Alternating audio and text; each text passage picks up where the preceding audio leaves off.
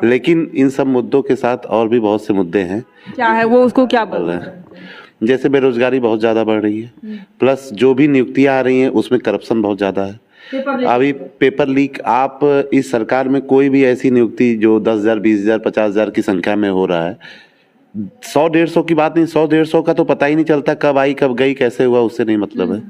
लेकिन जो बल्क में ज़्यादा संख्या में नियुक्तियां आ रही हैं वो पूरी तरीके से भ्रष्टाचार से भरी हुई हैं। पेपर लीक हो जाते हैं, एग्ज़ाम होने के एक दिन पहले ही पेपर लीक हो जा रहा है, एग्ज़ाम के दिन सरेआम फोटोकॉपी बढ़ती है। तो ये सरकार की विफलता है, क्योंकि अगर रोजगार नहीं रहेगा तो जितनी भी सुविधाएं सरकार दे रही है, चाहे पढ़ने की सुविधा हो, चाहे एयरपोर्ट से फ्लाइट से उड़ने की सुविधा हो, ये सारी सुविधाओं का लाभ कैसे आदमी लेगा? उसके पास तो कुछ रोजगार रहना चाहिए जिससे उसकी आमदनी हो। अभी यहाँ से कहीं जाना हो किसी को एयरपोर्ट का फायदा लेने के लिए, तो उसको तो 5,000 चाहिए ना, 4,000 तो चाहिए ना कि हम उससे उड़ सके। तो जो बेसिक नीड्स हैं उस पर सरकार को फोकस कहीं ज़्यादा करना चाहिए, ना कि खासकर छोटे शहरों में। छोटे शहरों की ज़रूरत है कि वहाँ का विकास, बेरोजगारी अगर ज़्यादा रहेगी तो विकास कम हो पाएगा। वहाँ पे कुछ इंडस्ट्रियल प्लान लाएं जिससे रोजगार बढ़े और यहाँ के लोगों को रोजगार मिले। हाँ, जैसे पुरानी नौकरियां भी शॉर्ट कर दी जा रही हैं। उसमें क्या है, कुछ संविदा बेसिस, ये ऐसे इसकी बात कर रहे हैं जो अग्निवीर है उस पर बात कर रहे हैं। अग्निवीर योजना को ही ले लीजिए।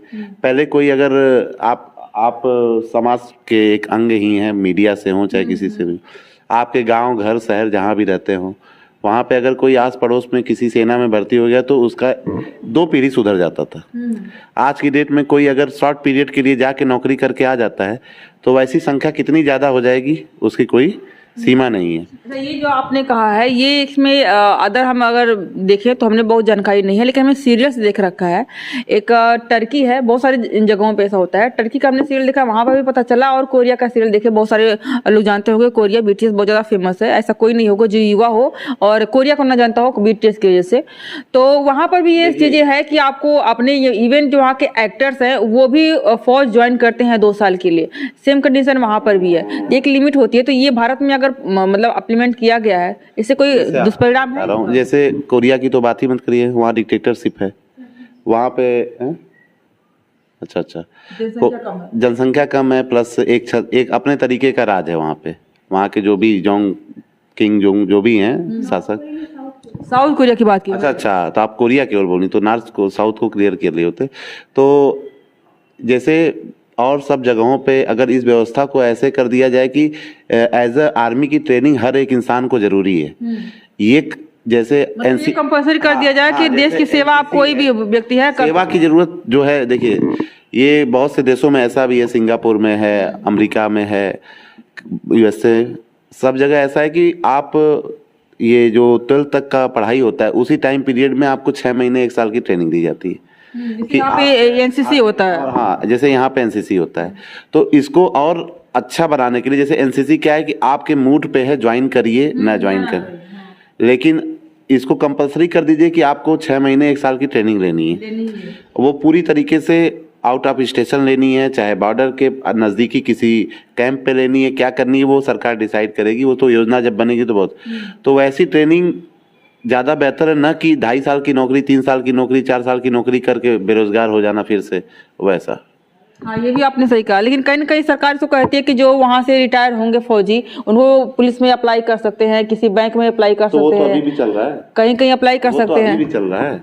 वो क्या जो फ्रेश है वो तो नियुक्त ही नहीं हो पा रहे हैं, उस पे से वेटेज लेने वाले आ जाएं कि उनको प्रेफरेंस दिया जाएगा कि 2.5 साल 3 साल के सर्विस के बाद उनको, तो फिर और भीड़ कहाँ जाएगी? ये भी समस्या एक है। हाँ, ये बड़ी समस्या है ना। अगर वो आ जाएंगे, अभी आरक्षण में बटा हुआ है पूरा, कहीं 10%, कहीं 20%, कहीं 30%, वो भी आ गए, उनका भी 10% डाल दो, तो फिर जो फ्रेशर्स हैं जिनको अभी नौकरी की तलाश है वो कहाँ जाएंगे? यहाँ पे अगर वो भी काट लेंगे जो फ्रेशर्स हैं। आप जानते हैं कि आर्मी का कोई है, स्वतंत्रता सेनानी कोई है, तो उसको वेटेज दिया जाता है। तो उसी तरीके से अगर कोई किसी भी चीज़ के लिए अप्लाई करेगा तो फिर कंपटीशन जो है एकदम, नए फ्रेशर्स जो हैं जिनको अभी करियर शुरू करना है वो तो आउट हो जाएंगे। उनके लिए 10-20%, 30%। कहीं सरकार का फेलियर है, उसने इस बात पे विचार नहीं किया होगा। हाँ, इस बात पे विचार नहीं किया होगा। और कई लोगों के अगर योजना कोई आती भी है तो कम से कम जो एग्ज़ाम हो गए थे, एयरफोर्स का एग्ज़ाम हुआ था, कई ऐसे एग्ज़ाम थे जिनका रिटन लड़के पास करके ट्रेनिंग के लिए चाहे कॉल लेटर का इंतजार कर रहे थे कि अब जाना होगा, अब जाना होगा। ऐसे लोगों के मतलब समझिए कि एकदम बिना छत के कर दिया गया, क्योंकि उनकी ऑलरेडी सिलेक्शन हो चुका था और वो ऐसी नियुक्तियों को कैंसिल करके नया जो है ये रूल की अब से जो भी होगा इस तरीके कम से कम एटलीस्ट जिनका वहाँ पे सिलेक्शन हो चुका था उनको तो नौकरी मिल जानी चाहिए थी। ऐसे हमारे गांव के आसपास दसों ऐसे बच्चे हैं, बस गांव के आसपास बता रहे हैं, जिनका सिलेक्शन हो चुका था, बस वहाँ पे जाना था ज्वाइनिंग के लिए, ट्रेनिंग के लिए, जो भी प्रोसेस होता है, ये सारी चीज़ एकाएक कैंसिल करके आज वो उनकी तो 3 साल हो गया लगभग 2 साल पहले तो अनाउंस हुआ था, 2 साल से वो फिर नई तैयारी में जुटे हैं, फिर वो तैयारी करके किसी चीज़ के लिए अप्लाई करने जाएंगे, वो फिर कैंसिल कर दी जाएगी। तो इस तरह एक परिवार का अगर किसी भी बच्चे का 5 साल बेकार कर दिया जाए तो वो 10 साल पीछे ऑलरेडी ढकला जाएगा ना। ये सही आपने कहा।